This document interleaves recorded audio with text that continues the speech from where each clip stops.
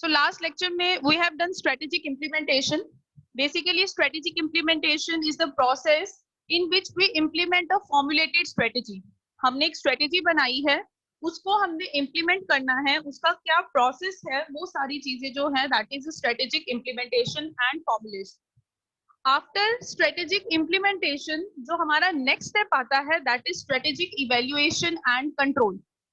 That is how to evaluate the strategy कि जो हमने implement की है उसको evaluate कैसे करना है, and without control we all know कि our planning does not work successfully, कोई भी काम सही से नहीं हो सकता, तो control should be there अगर हम चाहते हैं कि हमारी जो strategy है वो अच्छी तरह से काम करे. So starting with strategic management process. So ये हमने पहले भी करा था when we doing what is strategic management, कि हमारा strategic management का process क्या है. So first of all there is environmental scanning. Environmental scanning basically is when we monitoring our environment. जब हम अपने पूरे environment को scan करते हैं, उसको हम monitor करते हैं, check करते हैं what are the opportunities or the threats, हमारी weaknesses क्या है, हमारी strength क्या है, that is environmental scanning. After doing environmental scanning, उसके बाद हम एक स्ट्रेटेजी बनाते हैं. जो हमारे पास रिजल्ट आया होता है, from that facts, from that result we are formulating the strategy. So the next step is strategic formulation. When we formulate the strategy, जब हमारी स्ट्रेटेजी बन जाती है, after that the next step is strategic implementation. That is we need to implement that strategy. और जब हमने उसे implement कर दिया और लास्ट में हम उसे इवेल्युएट करते हैं, evaluation is a final step in the process, कि इसमें हम देखते हैं कि हर चीज हमारी कितनी प्रॉपर्ली हो रही है, क्या जो सोच के हमने अपनी स्ट्रेटेजी बनाई थी, is that strategy is working with that objective और नॉट. वो सारी चीजों को जब हम वेरीफाई करते हैं, that come under your strategic evaluation. So starting with the definition of strategic evaluation, it is defined as a process of determining effectiveness of a given strategy in achieving the organization objective and taking corrective action whenever required. So strategy को evaluate करना. आपके जो exams हैं वो evaluate होते हैं. evaluate होने का मतलब क्या है कि आपने जो आंसर्स लिखे होंगे अपनी शीट के ऊपर, उसे चेक किया जाता है whether they are right or wrong. The same is the case of strategic evaluation. जो हमने स्ट्रेटेजी बनाई है, जो स्ट्रेटेजी हमारे पास आई है, how effective that strategy work, वो स्ट्रेटेजी कितने अच्छे से काम कर रही है या नहीं कर रही है. अगर नहीं कर रही है तो क्या प्रॉब्लम आ रही है, and we are going to take a corrective measures. जहां पे गलती है उसे सुधार के, जहां पे हमें सुधार की जरूरत है, we are taking corrective actions whenever required. So basically strategic evaluation क्या है कि जो स्ट्रेटेजी बनाई है हम उसे चेक करेंगे कि how well it is performing. So strategy evaluation is the final step of a strategy management process. The key strategic activity are appraising internal and external factors that are the roots of a present strategy. So as I told you earlier कि strategy evaluation हमारा last step है strategic management के process का. So strategic evaluation में क्या क्या चीजें आती हैं? The very first thing is appraising internal and external factors. Internal factors means within organisation जो हमारे फैक्टर्स हैं, लाइक हमारी कोऑर्डिनेशन कैसी है, हमारा सारा कैश फ्लो, जो हमारा मटेरियल फ्लो है वो कैसा है, हाउ इंटरनल फैक्टर वर्क. और दूसरी साइड पे हम उसके एक्सटर्नल फैक्टर को अप्रेस करेंगे, उन्हें वेरीफाई करेंगे कि हमारे एक्सटर्नल फैक्टर्स लाइक हमारे कस्टमर्स हो गए, लीगल पॉलिसीज हो गई, हमारा टेक्नोलॉजिकल एनवायरमेंटल हो गया, हाउ दैट एनवायरमेंट फैक्टर्स जो हमारे एक्सटर्नल फैक्टर्स हैं वो कैसे काम कर रहे हैं, ताकि हम अपनी जो स्ट्रेटेजी हमने बनाई है हम उसके रूट्स पे काम कर सके. रूट्स पे काम कर सके का मतलब क्या है कि हम उसको इन डिटेल उनकी जो है कंसेप्चुअलाइजेशन वो कर सके. So first is appraising the factors. The second is measuring the performance and taking remedies. Performance measure करेंगे, जो हमने गोल सेट किए थे, जो ऑब्जेक्टिव सेट किए थे, जो टारगेट सेट किए थे कि इस स्ट्रेटेजी को अप्लाई करने के बाद हम यहाँ तक पहुंच जाएंगे. अगर तो पहुंच गए हैं दैट इज वेरी गुड. अगर नहीं पहुंचे हैं देन इन दैट केस हमें रेमेडियल एक्शंस लेने पड़ेंगे. रेमेडियल एक्शंस होते हैं करेक्टिव एक्शंस लेने पड़ेंगे कि हाँ हम पीछे रह गए हैं, क्यों रह गए हैं, we need to find out that, हमें वो चीज फाइंड करनी पड़ेगी और वहां उसको सुधारने के लिए जब हम एक्शंस लेते हैं that all come under the evaluation. Evaluation makes sure that the organization strategy as well as its implementation met the organization objective. So जो basic evaluation का purpose है वो क्या है कि जो भी organizational strategy बनी है क्या वो properly implement हुई है according to rules and regulation, according to objective और goals जो हमारे organization के है, क्या उससे मेल खा के हमारी strategy जो है वो काम कर रही है, इस चीज को इंश्योर करना is the strategic evaluation. Definition is clear? Definition clear हुई students? Yes, ma'am. Then is the nature of strategic evaluation. So nature of strategic evaluation and a control process is to test the effectiveness of strategy. अब ये चीज तो हमारी simple सी है. एक second students. और to test the effectiveness of strategy की जो हमारी स्ट्रेटेजी है वो कितनी का इफेक्टिव है वो अभी हमने डेफिनेशन में किया है. सो that is the first nature. Second is during the strategic management process the strategist formulate the strategy to achieve a set of objective then implement the strategy. So strategic management process की अगर हम बात करें तो इसमें सबसे पहले एक स्ट्रेटेजिस्ट जो होता है वो स्ट्रेटेजी बनाता है ताकि वो अपने ऑब्जेक्टिव्स को अचीव कर पाए, देन उसे इंप्लीमेंट करता है. उसके बाद हमारा स्ट्रेटेजिक इवैल्यूएशन का जो प्रोसेस है वो आता है. So there has to be way of finding out whether the strategy being implement will guide the organisation towards it intended objective और नॉट. सो स्ट्रेटेजिक इवैल्यूएशन जो है ये एक तरह से हम कह सकते हैं ऐसा तरीका है जिससे हम ये फाइंड आउट करते हैं जो भी स्ट्रेटेजी हमने अप्लाई की है क्या वो हमारी ऑर्गेनाइजेशन को उसके सेट ऑब्जेक्टिव तक लेके जा रही है या नहीं जा रही. So strategic evaluation and control therefore performs the crucial task of keeping the organization on the right track. So strategic evaluation in short help the organization in moving right direction, right path, right track की और organization को लेके जाना. That is the main purpose of your strategic evaluation. But in the absence of such mechanism, there would be no means for strategists to find out whether or not the strategy is producing a desired effects. कि अगर strategic evaluation का process नहीं किया जाएगा, अगर strategic evaluation absent हो जाएगी, उस केस में बच्चे it is very difficult for a person और फॉर अ मैनेजर ये चेक करना कि स्ट्रेटेजी जो इम्प्लीमेंट की है क्या उससे हमें डिजायर रिजल्ट्स मिल रहे हैं या नहीं मिल रहे. क्या जो सोच के हमने वो स्ट्रेटेजी लगाई है क्या वो स्ट्रेटेजी उस टाइम के अकॉर्डिंगली काम कर रही है या नहीं कर रही.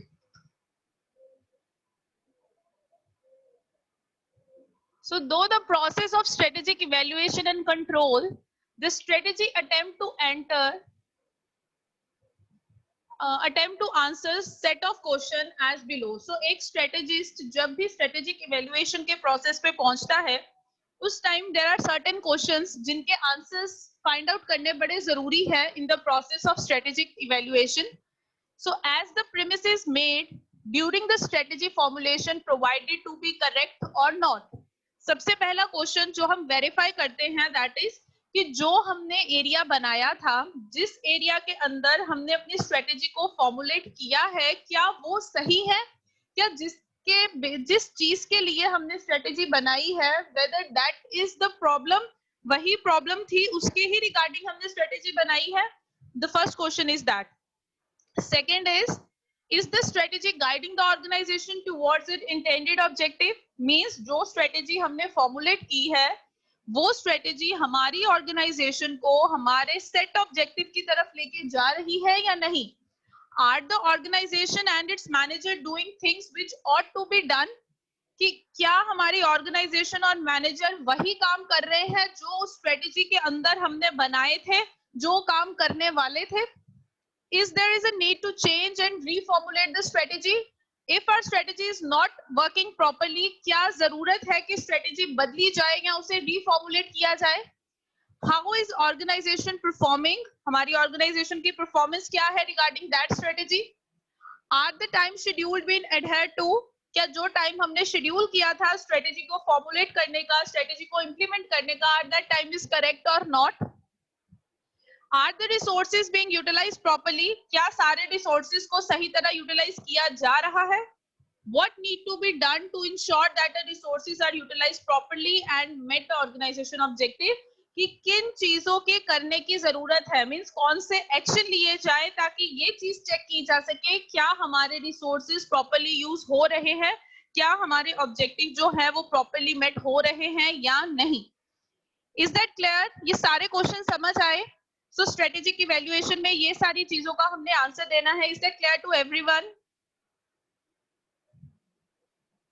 Yes, ma'am.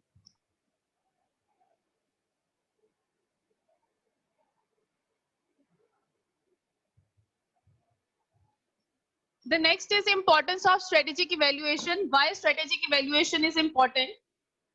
So starting with first, strategic evaluation can help to assess whether the decision match the intended strategy required. So पहली बात इसलिए important है, क्या जो हमने डिसीजन लेना है क्या वो हमारी स्ट्रेटेजी की रिक्वायरमेंट से मैच कर रहा है या नहीं, इसलिए हमें स्ट्रेटेजिक इवैल्यूएशन करनी पड़ती है।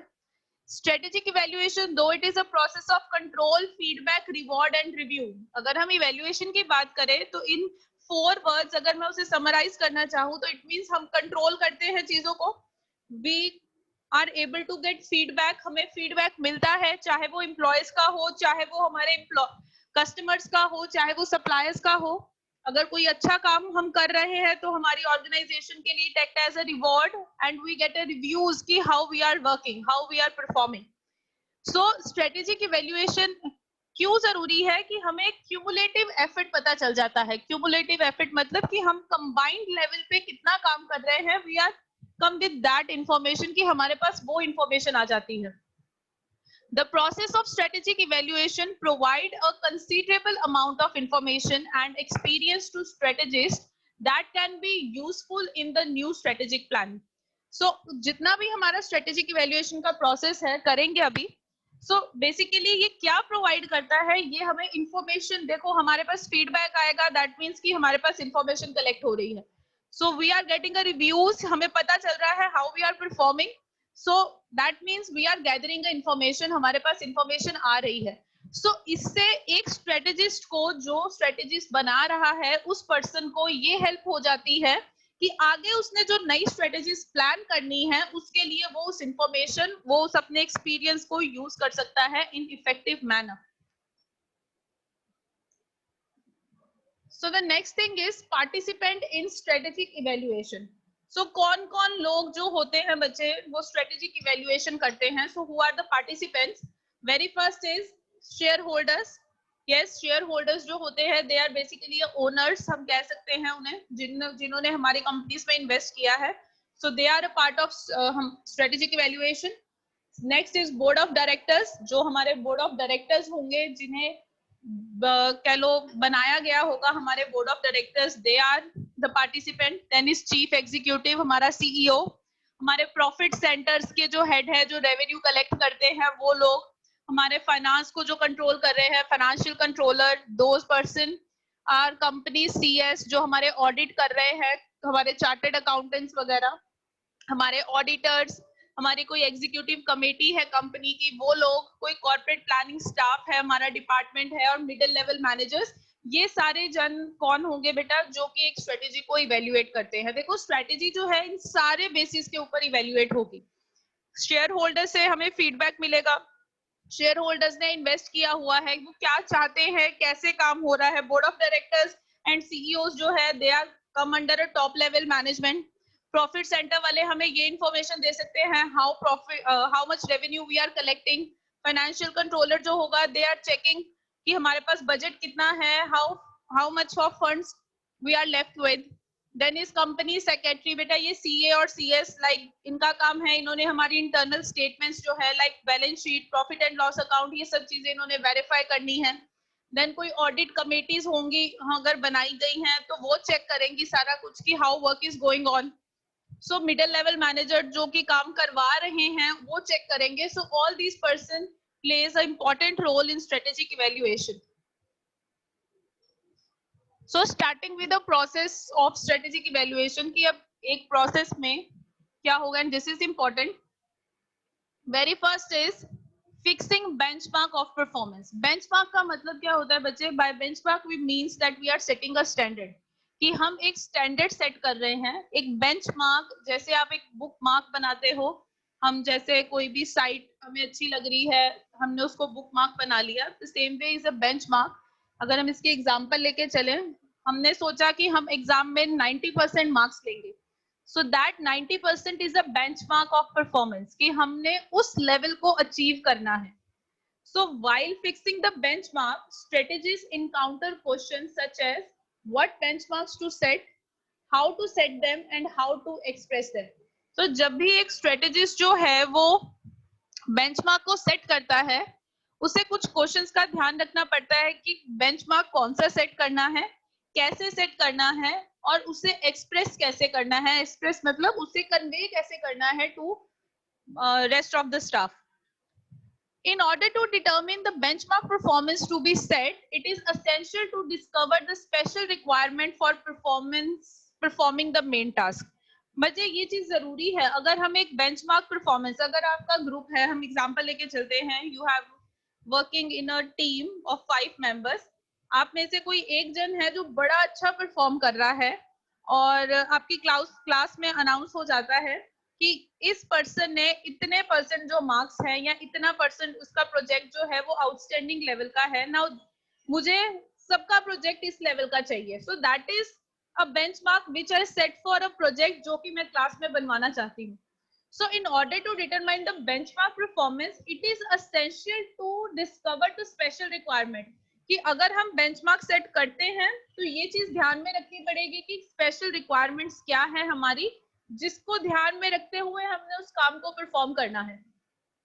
The organization can use both quantitative and qualitative criteria for comprehensive assessment of performance. एक organization whether they are using facts, figures, या वो अपना जैसे honesty, loyalty ये सब चेक कर रही है, how hard working the employee is, कि वो किसी भी तरह से वो परफॉर्मेंस को असेस कर सकती है, whether they are using a quantitative measures or qualitative measures.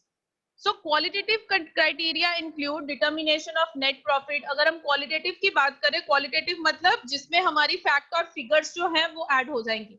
So यहाँ पे हमारा जैसे रिटर्न ऑन इन्वेस्टमेंट कि हमारे पास रिटर्न कितनी आ रही है, अर्निंग पर शेयर कितनी है हमारी, कॉस्ट ऑफ प्रोडक्शन कितनी है, रेट ऑफ एम्प्लॉय टर्नओवर कितना है। इसके अलावा अगर हम क्वालिटेटिव फैक्टर्स की बात करें तो क्वालिटेटिव फैक्टर्स में आ जाएगा how much we have skilled worker, competencies कितनी है हमारे स्टाफ में, रिस्क टेकिंग पोटेंशियल कितना है उनमें, हाउ फ्लेक्सिबल दे आर, कैसे वो चेंज को, अगर कोई चेंज आ रहा है उसके लिए वो कैसे रिएक्ट कर रहे हैं। So these are qualitative and quantitative criteria on the basis of which the performance can be assessed. First point is clear to everyone? Fixing benchmark समझ आया बच्चे? यहाँ तक क्लियर है इस स्लाइड तक? Yes, ma'am. Now when we fix the benchmark, हमने एक बेंचमार्क सेट कर लिया, मींस हमने एक स्टैंडर्ड सेट कर लिया कि हमारी परफॉर्मेंस यहाँ तक होनी चाहिए। After fixing the benchmark, the second step is measurement of performance. The standard performance is the benchmark with which the actual performance is to be compared. So देखो एक बेंचमार्क मैंने सेट किया कि 90% मार्क्स मुझे चाहिए, मेरे अब मैंने आपके पेपर्स चेक हुए, आपके पेपर्स में आपके मार्क्स आ गए 95%।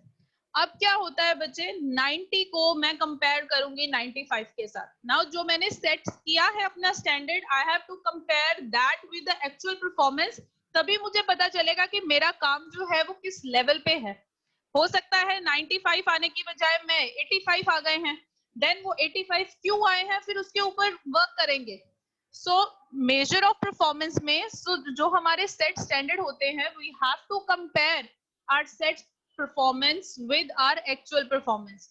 The reporting and communication system help in measuring the performance. जो हमारा कंपनी का रिपोर्टिंग और कम्युनिकेशन सिस्टम होगा कि हमने रिपोर्ट करना है, किसको रिपोर्ट करना है, हाउ वी आर कम्युनिकेटिंग, तो उसके थ्रू हम जो है वो परफॉर्मेंस को चेक कर सकते हैं। For measuring the performance, financial statement like balance sheet, profit and loss account must be prepared on an annual basis. अगर हम अपनी कंपनी की परफॉर्मेंस चेक करना चाहते हैं, for that it is mandatory कि हमारी जो फाइनेंशियल स्टेटमेंट्स हैं वो हम एनुअली प्रिपेयर करें, हमारे पास हो। तो फाइनेंशियल स्टेटमेंट से क्या पता चलेगा, इस साल हमें कितना प्रॉफिट हुआ है और पिछले साल हमें कितना प्रॉफिट हुआ है। जब हम दोनों साल की अपनी फाइनेंशियल स्टेटमेंट को, हमारे कंपैरेटिव स्टेटमेंट को कंपेयर करेंगे तो हमें ये पता चल जाता है कि how we are working this year और हमारे पिछले ईयर की परफॉर्मेंस कैसी थी. So after measuring the performance, the third thing is analyzing variance. While measuring the actual performance and comparing it with the standard performance, there may be a variance which must be analyzed. Variance का मतलब क्या होता है बच्चे? There must be a some, कह लो कुछ variations जो हमने set किया है standard और जो हमारा achieve हुआ है. ये तो जरूरी नहीं है कि that is exactly same. So जब भी हम एक्चुअल परफॉर्मेंस को मेजर करते हैं या उससे कंपेयर करते हैं, कुछ ना कुछ जो उसमें चेंजेस होते हैं, जो डिस्ट्रैक्शंस होती हैं, वो भी हमें ध्यान में रखनी होगी. The strategists must mention the degree of tolerance limit between which the variance between actual and standard performance may be accepted. बच्चे देखो, कई बार ना कुछ अनसर्टेन सिचुएशंस आ जाती हैं. अनसर्टेन सिचुएशंस मतलब लाइक जैसे आप कोई ऑब्जर्वेशन ले रहे हो, राइट? आप यू आर रिकॉर्डिंग समथिंग और पीछे से नॉइस जो है वो बड़ी आ रही है, you can not able to control that voice. उस केस में वो नॉइस इज द वेरिएंस. और जब हम अपनी एक्चुअल परफॉर्मेंस को अपनी सेट परफॉर्मेंस से कंपेयर करेंगे ना, तो उस वो नॉइस का जो इफेक्ट पड़ा है उतना हम कंसीडर करके चलेंगे. Means that is the degree of tolerance limit की कितनी डिस्टॉर्शंस जो हैं उसको हम एक्सेप्ट कर सकते हैं. सो वेरिएशंस मतलब जो हमारी डिस्टॉर्शंस आई हैं, अगर कुछ हर्डल्स आई हैं, अगर मेजरमेंट डिवाइसेस में कोई प्रॉब्लम आ गई है, तो उस चीज को भी हमें अपने ध्यान में रखना होगा. So after that is fourth is taking corrective measures. Once the deviation in performance is identified, it is essential to plan for corrective measures.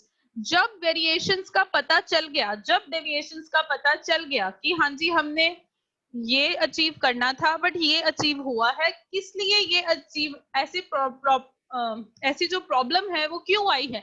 90% का स्टैंडर्ड सेट किया था, 85% मार्क्स आ गए हैं, क्यों आए हैं 85 मार्क्स?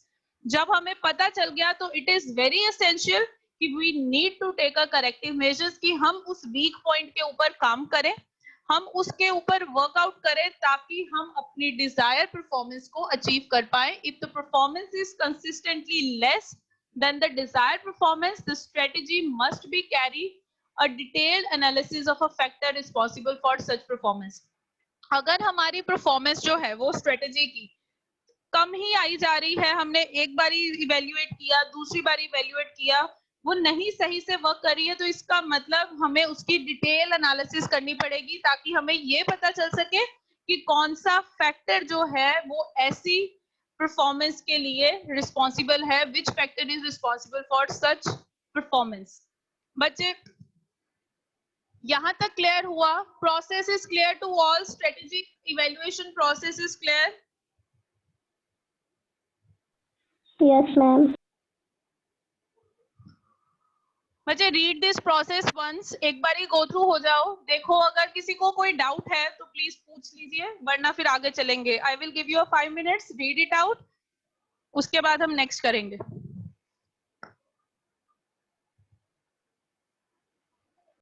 इज दैट क्लियर बच्चे? Yes, ma'am. Alright बच्चे, attempt one poll, attempt this.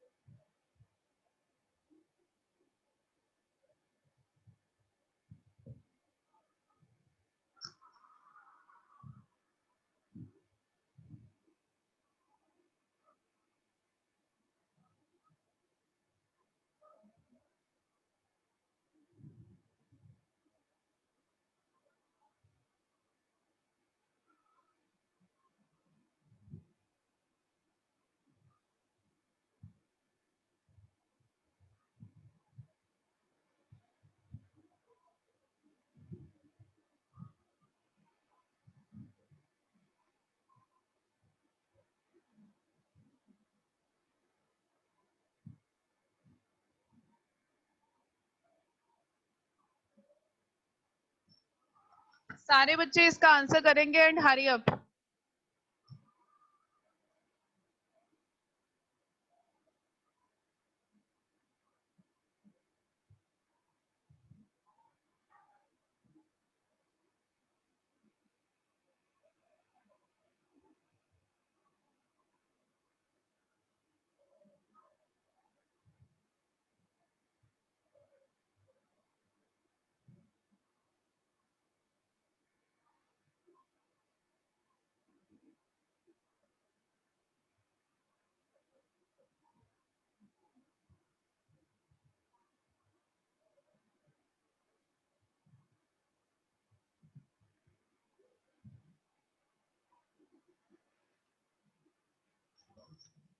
हाँ जी अरसलान।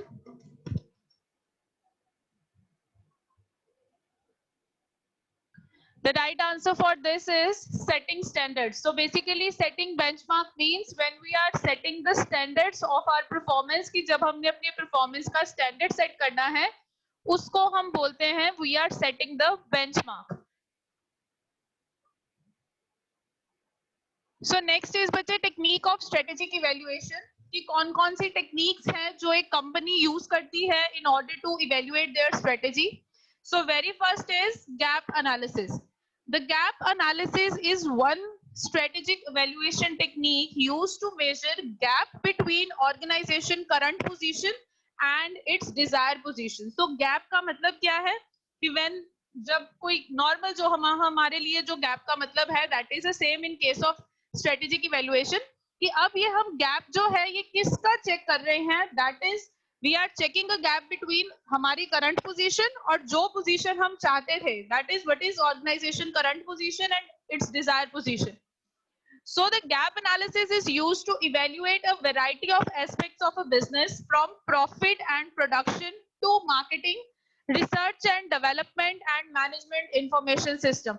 So बच्चे जो हमारा gap analysis है basically जो difference आता है between our current position and our desired position हम उसको इवेल्युएट करते हैं अपने गैप एनालिसिस में कि इतना गैप क्यों आया है। अगर हमने टारगेट सेल्स सोची थी कि हमारी 10 लाख की टारगेट सेल्स होंगी बट वो टारगेट सेल्स जो है वो हमारी 5 लाख की हुई है देन रेस्ट ऑफ 5 लाख जो है दैट इज अ गैप और उस गैप के ऊपर जब हम रिसर्च करते हैं when we are evaluating that thing उसे हम बोलते हैं gap analysis.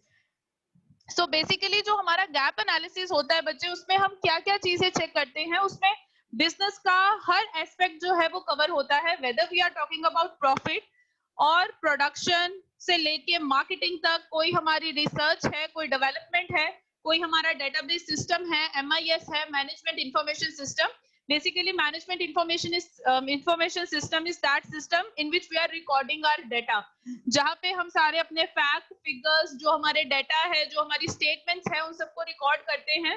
So it is a kind of database जो हम जिसमें हमारे सारे रिकॉर्ड्स होते हैं। सो गैप एनालिसिस जो है ये हर चीज के लिए को इवेल्युएट करने के लिए यूज किया जाता है। Typically, a variety of financial data is analyzed and compared to other businesses with the same industry to evaluate the gap between organization and its strongest competitor. अब बेसिकली गैप एनालिसिस में किया क्या जाता है कि हम अपनी फाइनेंशियल डाटा जो हमारी फाइनेंशियल स्टेटमेंट्स होती हैं whether they are revenue account whether they are profit and loss balance sheet trading account जो भी हमारी फाइनेंशियल स्टेटमेंट होगी हम उसे एनालाइज करेंगे फिर हम उसे कंपेयर करेंगे अपनी ही तरह की इंडस्ट्री की फाइनेंशियल स्टेटमेंट्स के साथ।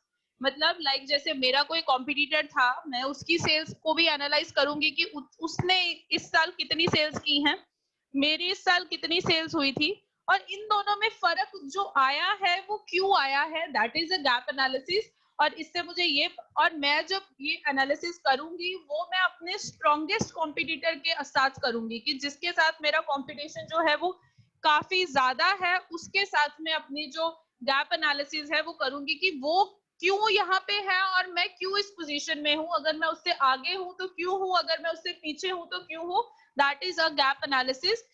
इसको हम इसलिए यूज करते हैं इन स्ट्रेटेजिक इवेल्युएशन। उसके बाद आता है हमारा स्वॉट analysis. So स्वॉट analysis we all know ये तो हमने बहुत बार किया हुआ है स्ट्रेटेजिक मैनेजमेंट में। सो it is strength, weaknesses, opportunities and threat analysis. So it is another common strategy जो कि यूज की जाती है strategic management process के लिए. तो इसमें एक ऑर्गेनाइजेशन स्ट्रेंथ, वीकनेस, उनकी क्या अपॉर्चुनिटीज एंड थ्रेट है, उसे एनालाइज किया जाता है. So as we all know, strength and weaknesses are the internal factor because it is within a organization. कि एक ऑर्गेनाइजेशन की अपनी स्ट्रेंथ्स होती हैं, उनकी अपनी वीकनेसेस होती हैं. But on the other hand, if we are talking about opportunities and threat, these are from the outside environment. So these both things, that is opportunity and threat, ये हमारे external factors होंगे. This identification is essential in determining how best to focus resources to take advantages of strength and opportunities and combat weaknesses and threat. So ये जो SWOT analysis करने के बाद हम किस रिजल्ट पे पहुंचते हैं कि हम अपनी स्ट्रेंथ और अपनी अपॉर्चुनिटीज की एडवांटेज कैसे ले सकते हैं और अपनी वीकनेसेस और अपने थ्रेट्स को कैसे कह लो ओवरकम कर सकते हैं, कैसे उनसे बाहर आ सकते हैं, कैसे उनको हम अपनी स्ट्रेंथ में कन्वर्ट कर सकते हैं. उसके बाद जो हमारी थर्ड टेक्निक आती है, that is a paste analysis. This is also very important technique और ये भी हमने पहले करी हुई है. So another common technique is pest analysis, which identify political, economic, social and technological factors that may impact the organization ability to achieve its objectives. So जैसे कि इसका नाम है PEST. P stands for political, E is for economic, S is for social and T is for technological factor. So pest analysis में हम ये सारी चीजों को verify करते हैं. Political might include such aspects such as impending legislation regarding wages and benefit, कोई financial regulations है. अगर हम political factors की बात करें तो it can be anything relating to politics, है ना. हमारा कोई law change हो रहा है, हमारे कोई rules and regulations change हो रहे हैं, कोई wages, कोई fringe benefits के regarding, कोई salaries के regarding, कोई income tax के rules नए आए हैं, कोई financial regulations change हुई हैं, वो सब चीजें that are the political factors. Then is economic factor. Economic factor में क्या क्या चीजें आ जाएंगी when there is a shift in economy. हमारे social factor, जहाँ पे हमारे demographic और लोगों की perception change होना, लोगों का attitude change होना towards our product. Technological pressure are also inevitable as a technology become more advanced each day. आज के टाइम पे अगर हम टेक्नोलॉजी की भी बात करते हैं तो हर दिन जो है वो टेक्नोलॉजी एडवांस हो रही है. सो टेक्नोलॉजी का जो प्रेशर है उसको भी हम नजरअंदाज नहीं कर सकते. अगर आज हम पुरानी या ऑब्सोलीट टेक्नोलॉजी को यूज कर रहे हैं, then we are somewhere lacking behind. हमारा जो कॉम्पिटिटर है, अगर वो अपडेटेड टेक्नोलॉजी यूटिलाइज कर रहा है, अगर वो हमसे बेटर टेक्नोलॉजीज या इक्विपमेंट यूज कर रहा है, दैट मीन्स कि हम उनका काम हमसे अच्छा है, तो इसीलिए अच्छा है. सो टेक्नोलॉजी को भी हमें उतना ही इफेक्टिवली कंसीडर करना पड़ेगा जितना हम किसी और फैक्टर को करते हैं. So these are all the external factors which are outside the organization control, but which must be considered throughout the decision making process. अब ये जो सारी चीजें हैं, whether they are political factor, economic factor, social factors हो गए हमारे, या technological pressure, technological factor हो गए, ये सारे अब एक टेक्नोलॉजी एक ऑर्गेनाइजेशन के हाथ में नहीं है. that is beyond the control of organization. But हमें इन्हें कंसीडर करना पड़ता है whenever we are taking a decision. जब भी हम डिसीजन लेते हैं तो इनको कंसीडर करना पड़ता है, तभी हमें जो है वो सही तरह से कोई एक इवेल्युएट कर पाएंगे अपनी स्ट्रेटेजी को. देन जो हमारा फोर्थ आता है, that is benchmarking. Benchmarking is another technique which is used in strategic evaluation, that often used to evaluate how close the organization has come to its final objective. ये जो हमारी benchmarking technique होती है बच्चे, ये organisation उस time use करती है जब उन्हें ये चेक करना होता है कि जो उन्होंने ऑब्जेक्टिव सेट किए हैं हम उसके कितने नजदीक पहुंच चुके हैं. सो the organization used this technique to evaluate कि वो अपने desired objective से अभी कितनी दूर है या वो कितने उसके पास पहुंच गए हैं, कितना और उन्हें आगे उसके ऊपर काम करना अभी बाकी है. So the organization may benchmark themselves against other organization within the same industry, or they may benchmark themselves against their own prior situation. देखो यहाँ पे दो situations आ सकती हैं. या तो एक ऑर्गेनाइजेशन अपने से बेटर ऑर्गेनाइजेशन के जो भी फाइनेंशियल स्टेटमेंट्स है या जो भी उनकी सेल्स टारगेट है उनको बेंचमार्क मान ले. लाइक जैसे अगर मेरी कंपनी है टूथपेस्ट की, for example we are dealing in toothpaste, तो उस केस में अगर मैं लेके चलूं कि मैंने अपने जो परफॉर्मेंस है वो कोलगेट जो कंपनी है उसकी लेवल को मेंटेन करना है, बना मैं भी टूथपेस्ट रही हूँ, बना कोलगेट भी टूथपेस्ट रही है, that is with in a same industry, that we are creating a benchmark. मैंने कोलगेट की परफॉर्मेंस को बेंचमार्क सेट कर लिया, that I want to reach till that position, मुझे वहां तक पहुंचना है। या फिर मैं अपनी ही प्रायर सिचुएशन को, कि पहले एक टाइम पे या पिछले साल मैंने जो सेल्स सेट की थी वो की थी 10 लाख की, आज मुझे उस 10 लाख से ऊपर जाना है, मैंने अपने ही बेंचमार्क को एक सेट कर लिया against my own previous situation जो मैंने ऑलरेडी सेट की थी। So variety of performance as well as policies and procedure may be evaluated regularly to identify where adjustments necessary to maintain the sustainable competitive advantage. So benchmarking में basically क्या होता है, यहाँ पे कितनी सारी हमारे जो परफॉर्मेंस मेजर्स होते हैं हम उनको ले सकते हैं, चाहे वो हमारी पॉलिसीज हो, चाहे वो हमारे प्रोसीजर हो, चाहे हम किसी के मेथड को बेंचमार्क मान सकते हैं। सो यहाँ पे हम ये चीज चेक कर सकते हैं कि we are able to do adjustment जहाँ पे हमें जरूरत है, कि हम अगर हमें कुछ नहीं समझ आ रहा, we go through the techniques of our competitor, हम उनकी कॉम्पिटिटिव टेक्निक्स को वेरीफाई करेंगे, जो हमें नेसेसरी लगेगा काम करने को वो हम करेंगे अपने आप को उस लेवल तक पहुंचाने के लिए। So that is a benchmarking technique. बच्चे ये चारों benchmarking technique is clear to all, क्योंकि स्वॉट और पेस्ट हमने ऑलरेडी करी हुई है। Is this technique is clear?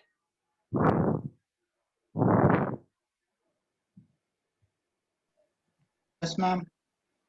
All right बच्चे, और इस gap analysis is clear to all?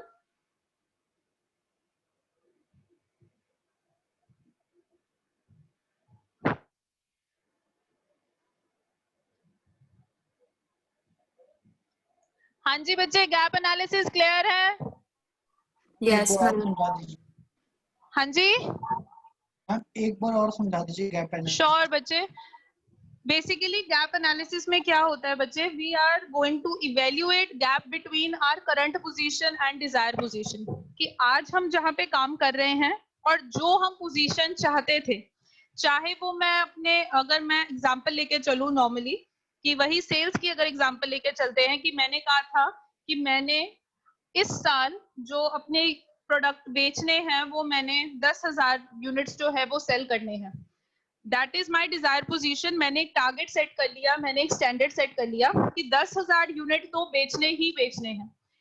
But अब मेरी करंट पोजीशन क्या है, कि करंट पोजीशन में मैंने अभी तक 5,000 तक को भी क्रॉस नहीं किया, तो वो जो गैप है, सपोज मेरे अभी 3,000 यूनिट सेल हुए हैं अभी तक, और अभी 6 महीने हुए हैं और 3,000 यूनिट मेरे सेल हुए हैं, एक साल में 10,000 यूनिट मैंने कहा था सेल करने हैं, तो करंट पोजीशन है मेरी 3,000 यूनिट और डिजायर पोजीशन है 10,000 यूनिट।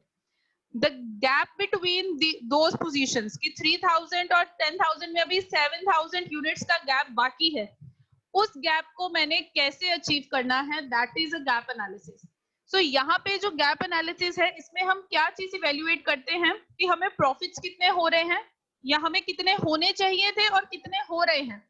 अगर हमारे टारगेट से कम हो रहे हैं तो हम उसके ऊपर वर्क करते हैं, starting from our production till our marketing, क्या हम चाहते थे और क्या हो रहा है, क्या हम कर रहे हैं, उसमें जो डिफरेंस है उस चीज के ऊपर जब हम वर्कआउट करते हैं, that is done through a gap analysis. Typically इसमें होता क्या है, जनरली फाइनेंशियल डेटा को कंपेयर किया जाता है, same industry with in same industry का मतलब क्या है, हमारा फाइनेंशियल रिकॉर्ड हम अपने किसी कॉम्पिटिटर के फाइनेंशियल रिकॉर्ड के साथ कंपेयर करते हैं, मींस हमें उनकी एग्जैक्ट बैलेंस शीट्स या स्टेटमेंट तो नहीं मिलती हैं, बट स्टिल वी नो कि उन्होंने इस टाइम इतनी सेल्स कर ली हैं, हमारी इतनी सेल्स हुई हैं, वी नो कि हमारा गैप कहाँ पे पड़ रहा है, हम कहाँ पे लैग कर रहे हैं, हम उनसे पीछे क्यों हैं, वो रीजंस को फाइंड करना by comparing our data with our prior data, जो हमने पिछली सिचुएशंस में काम किया है या हम उससे कंपेयर कर रहे हैं। जैसे आपने सुना होगा फाइनेंस में, जब हम अपने हिस्टोरिकल डाटा से अपने प्रीवियस करंट डाटा को कंपेयर करते हैं, जो चेंजेस हो रहे हैं वो सारी चेंजेस क्यों हुए हैं, अगर ज्यादा आया है तो उसके रीजंस क्या है, हमने किस चीज पे काम किया है कि हमारे एफर्ट ज्यादा आए हैं, हमारा रिजल्ट ज्यादा आया है। अगर कम हुआ है तो किस चीज पे काम करना है हमें कि हम उस चीज को ओवरकम कर सके, ये चीज हम गैप एनालिसिस से फाइंड आउट करते हैं। क्लियर है? Yes ma'am. ऑलराइट बच्चे, wait,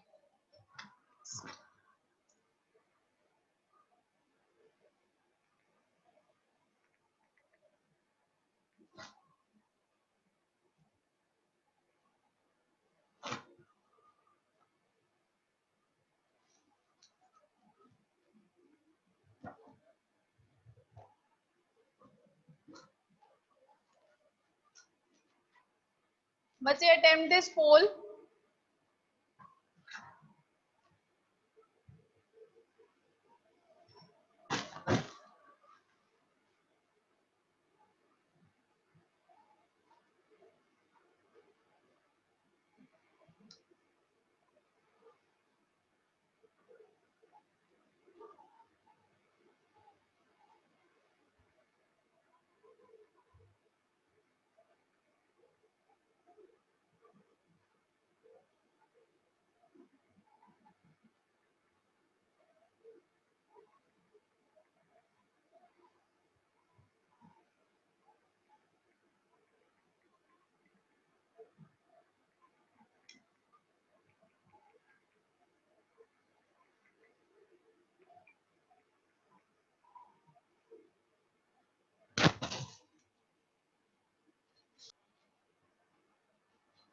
The right answer is strategic evaluation and control. It is the last step in strategic management process.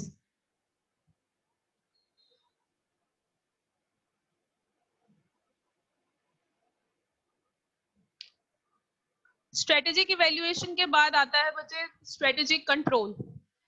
Strategic control take into account the changing assumption that determine a strategy, continuously evaluate the strategy as it being implemented, and take necessary step to adjust the strategy to the new requirement.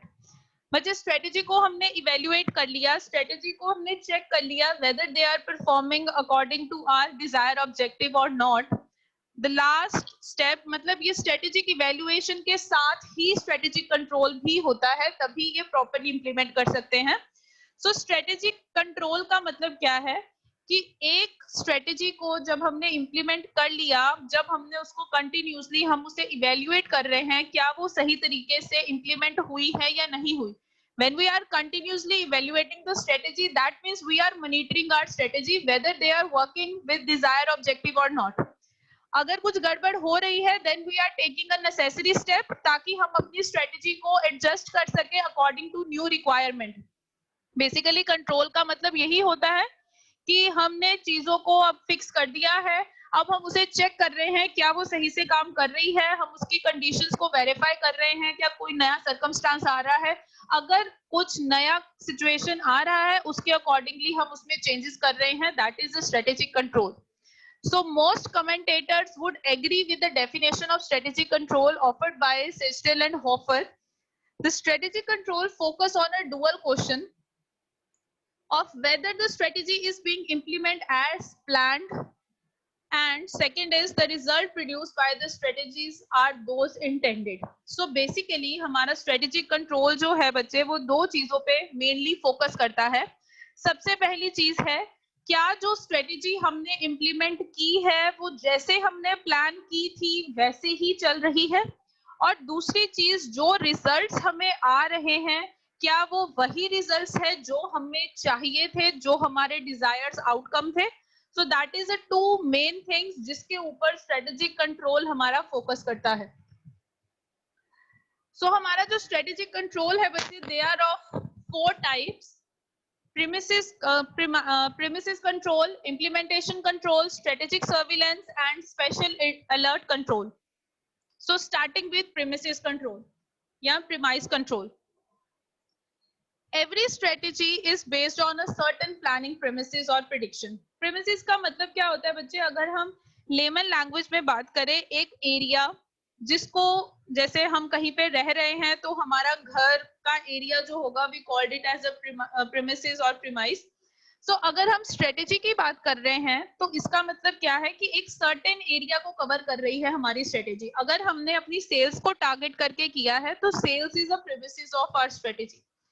सो हर एक strategy जो भी हमारी बनती है वो किसी ना किसी प्रीमिसेस के अराउंड ही प्लान्ड होती है। So premise control has been designed to check systematically and continuously whether or not the premises set during the planning and implementation process are still valid. कि जो conditions उस टाइम पे थी जिस time हमने strategy को इम्प्लीमेंट किया है, स्ट्रेटेजी को प्लान किया है, क्या वो अभी भी एज इट इज हैं? क्या उसमें कोई चेंजेस तो नहीं आए हैं? That is your premise control. Premise control का मतलब क्या है? जो एजम्पशंस, जो प्रेडिक्शंस हम लेके चले थे कि ये काम ऐसे नहीं ऐसे हो सकता है इन फ्यूचर, क्या वो स्टिल वैसा ही चल रहा है? क्या वो चीजें स्टिल वैलिड है या उसमें कोई चेंजेस आ गए हैं? When we are checking that thing, उस चीज को हम बोलते हैं प्रीमाइस कंट्रोल।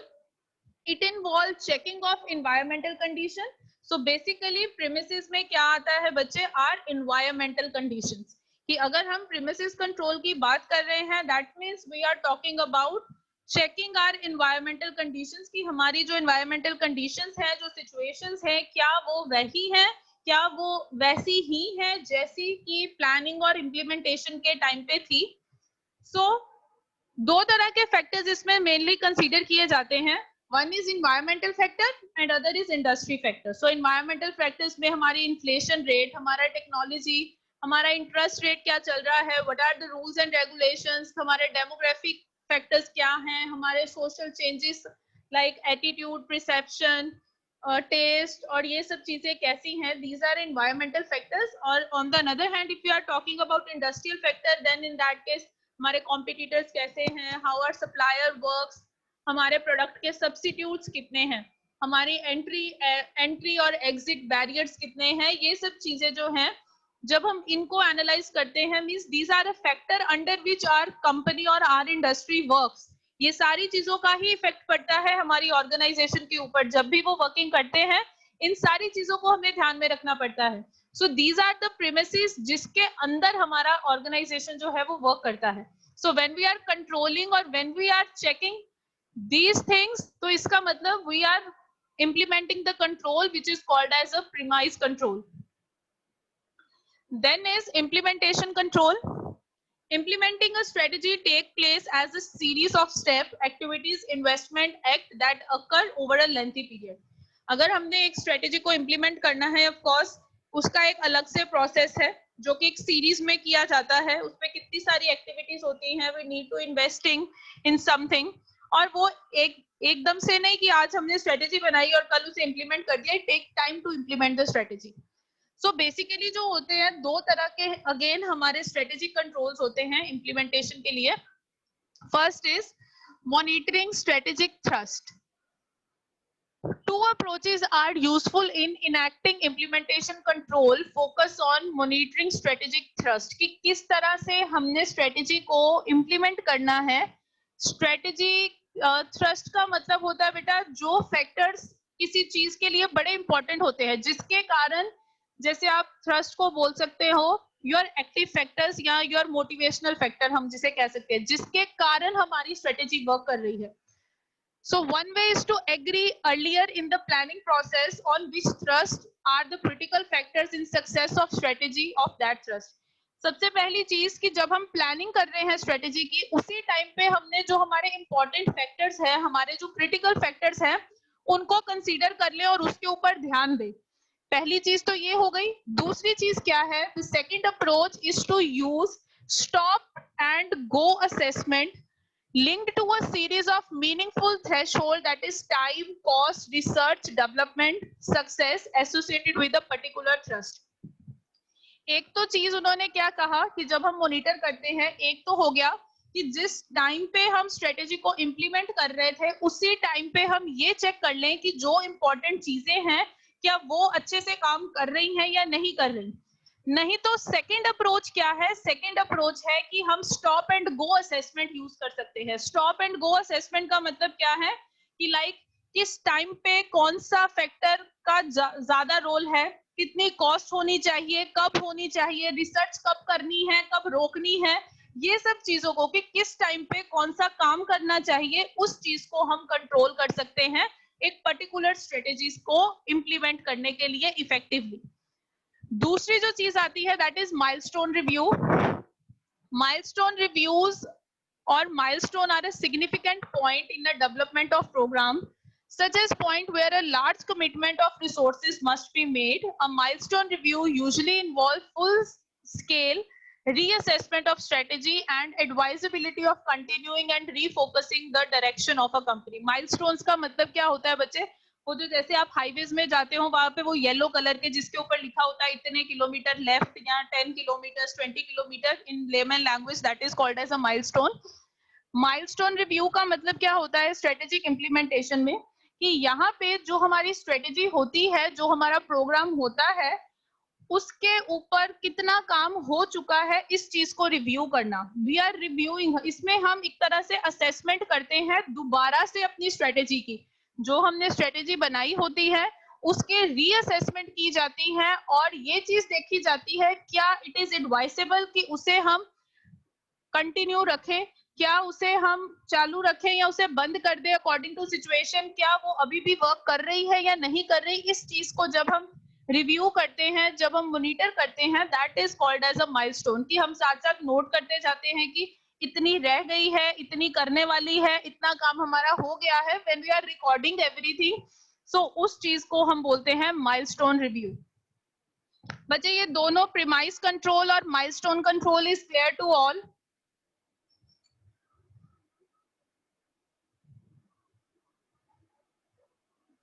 हाँ जी, ऑल राइट बच्चे। नेक्स्ट हमारा आता है strategic surveillance. Strategic surveillance is designed to monitor a broad range of events inside and outside the company that are likely to threaten the course of firm strategy. बच्चे surveillance का मतलब क्या होता है? जब हम बहुत डीप लेवल के ऊपर जब हम कोई इन्वेस्टिगेशन करते हैं, that is a surveillance. So strategic surveillance को ये ऐसा प्रोसेस है जिसमें क्या किया जाता है कि हमारी स्ट्रेटेजी के लिए जो चीजें खतरा बन सकती हैं, whether they are inside events और आउटसाइड इवेंट्स, हमने उन इवेंट्स को मॉनिटर करना है। So it is designed to monitor a broad range of events which is happening inside or outside the company, जिससे कि हमारी स्ट्रेटेजी को किसी भी तरह से कोई खतरा हो सकता है। So the basic idea behind the strategic surveillance is that some form of general monitoring of multiple information source should be encouraged. कि strategic surveillance के लिए companies basically क्या करती हैं? एक सेकेंड क्लास। तो स्ट्रेटेजिक सर्विलेंस के लिए जो कंपनीज है वो क्या करती है बच्चे? एक जनरल मॉनिटरिंग इंफॉर्मेशन का जो है वो एक सिस्टम डेवलप करती है। जनरल मॉनिटरिंग मतलब जैसे आपके बायोमेट्रिक्स होते हैं जिसपे अटेंडेंस लगती है, या कोई और रिकॉर्डिंग इंस्ट्रूमेंट कि आप जा रहे हो, हर चीजें वहां पे रिकॉर्ड हो रही है। So it is a form of multiple information source, जहां से हमें इंफॉर्मेशन मिल सके, जहां से हम मॉनिटर कर सके। So it is a basic सी हम कह सकते हैं फॉर्म मॉनिटर करने की, जिससे कि हम सब कुछ मॉनिटर कर रहे हैं बड़ा easily, with the specific intent being the opportunity to uncover important yet anticipated information. ये जो हमारा स्ट्रेटेजिक सर्विलेंस होता है बच्चे, इसमें हम हर वो चीज को मॉनिटर करते हैं जो कि हमारे लिए इंपॉर्टेंट नहीं भी है, बट उसके इफेक्ट्स हमारी कंपनी पे पड़ सकते हैं। So strategic surveillance appear to be similar in some way to environmental scanning. जैसे environmental scanning में we are scanning everything, whether internal factors or external factors. Same is the case of strategic surveillance. We are monitor inside events of the organization as well as the outside event of the organization, whether they are unimportant, but yet that information is necessary to hold or to gather. So strategic surveillance is designed to safeguard the established strategies on the continuous basis. जो हमारी strategic surveillance होती है उससे basically क्यों किया जाता है? ताकि जो हमारी स्ट्रेटेजी चल रही है उससे हम सही रखें, वो कंटिन्यूसली चलती रहे, उसमें कोई रुकावट ना आ जाए. सो that is a main purpose of strategic surveillance. And the last is special alert control. Another type of a strategic control is special alert control. A special alert control is need to thoroughly and often rapidly reconsider the firm basis strategy based on the certain and unexpected event. कि कोई ऐसा event आ जाता है, कोई unexpected या कोई certain event आ गया है जिसके लिए हमें अपनी सारी स्ट्रेटेजी को दोबारा से रिकंसीडर करना पड़ा है. स्पेशल अलर्ट कंट्रोल कि कोई ऐसी अनएक्सपेक्टेड सिचुएशन आ गई है जिसको हमने एक्सपेक्ट नहीं किया था. उस केस में हमारी स्ट्रेटेजी जो है वो कैसे काम कर रही है, हमारी स्ट्रेटेजी में कौन से डिजायर्ड चेंजेस की जरूरत है अकॉर्डिंग टू दैट इवेंट, जब हम उस चीज को मॉनिटर करते हैं, that is special alert control. The analysts of recent corporate history are full of such potential high impact surprises, that is natural disaster, chemical spills, plane crash, product defect, hostile takeover, कोई भी unexpected event आ सकता है. An example of such event is acquisition of your competitor by outsider. का आपको पता चले कि आपका जो competitor है उसे किसी और कंपनी ने टेक ओवर कर लिया है. Such an event trigger an immediate and intense reassessment of a firm strategy. अगर आपको ऐसा कोई इवेंट आए कि आपका कोई मेजर कॉम्पिटिटर था और उसको अब किसी और कंपनी ने टेक ओवर कर लिया है या एक्वायर कर लिया है, देन वहां पे आपकी स्ट्रेटेजी में चेंजेस लाने की जरूरत है. So that triggers an immediate effect कि आपको कुछ ना कुछ चेंजेस करने पड़ेंगे. ये चीज तो आपने सोची नहीं थी. From crisis team to handle your company initial response to the unforeseen event. तो इसके लिए बच्चे टीम बनाई जाती है. जो भी क्राइसिस टीम होती है उनका काम क्या है कि कुछ ऐसे इवेंट्स आ जाएं, जैसे कोई नेचुरल डिजास्टर हो जाए, कोई प्रोडक्ट में डिफेक्ट्स आ जाए, कोई केमिकल लीकेज हो जाए, तो उस कंडीशन पे आपने कैसे रिस्पॉन्ड करना है, that control is called as a special alert control. बच्चे ये सारे तीनों कंट्रोल्स क्लियर हुए हैं? चारों, is that clear to all? Yes, ma'am.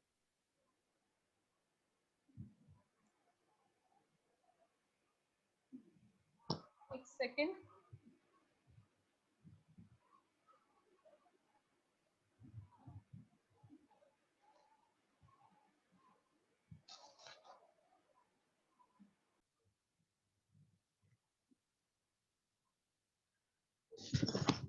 Class attempt this poll.